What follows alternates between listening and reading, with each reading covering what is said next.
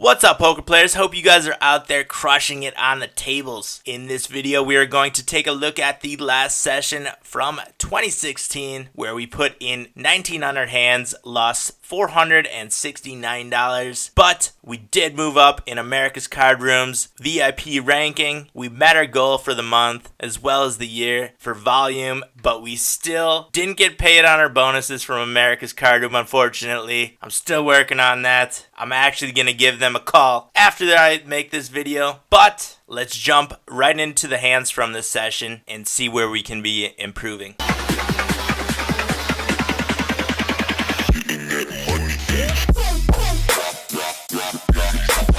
The first hand we're taking a look at is at the 200 NL table. We have Ace Jack suited playing from under the gun, and we open to $6, 3x. We get a call from under the gun +1. We get a call from the cutoff, and at the big blind we see a 4-way flop, which is 10 high rainbow. We have the backdoor diamond flush draw, as well as 2 overcards. We check the flop in a 4-way situation. Under the gun, +1 bets half pot, big blind calls, and we are fairly deep in this spot. I think this is actually a pretty loose call here, but we can definitely improve on some turns. So I do make a call, and that is one of the turns we improve on, the ace of spades. We now have top pair jack kicker. We check the turn, and once again on the gun +2 bets, this time smaller, only a third of the pot, and we just make a call here. The river is the 7 of spades. There is 96.61 in the pot. I check once again. Happy to get to showdown right now with top pair, and under the gun +1 also checks, and we see that we got pretty lucky on the turn with the ace, but we take down this $94 pot, and now we are playing pocket sevens at the 100 NL table from under the gun +2. Put in a open to $3. We get a call from the hijack, and we see heads up flop, which is 2-tone 8 high. We have middle set and check on the flop to a player who puts in a ton of continuation bets and has a very high aggression factor, and they don't disappoint. They put in a bet of 2/3 pot, and we put in a fairly sizable raise here to a player who only folds 25% of the time to flop raises, and they do not fold this one either. The 5 of clubs gets the club draw there. This time we check, and they bet $38, and we are in a pretty tough spot here, most likely up against a flush or possibly a big pair with a club in it. There is 43.50 in the pot before this bet, and we have 79 in our stack, essentially pot committing us, having less than 2-to-1 stack to pot ratio. And Rudder Lucker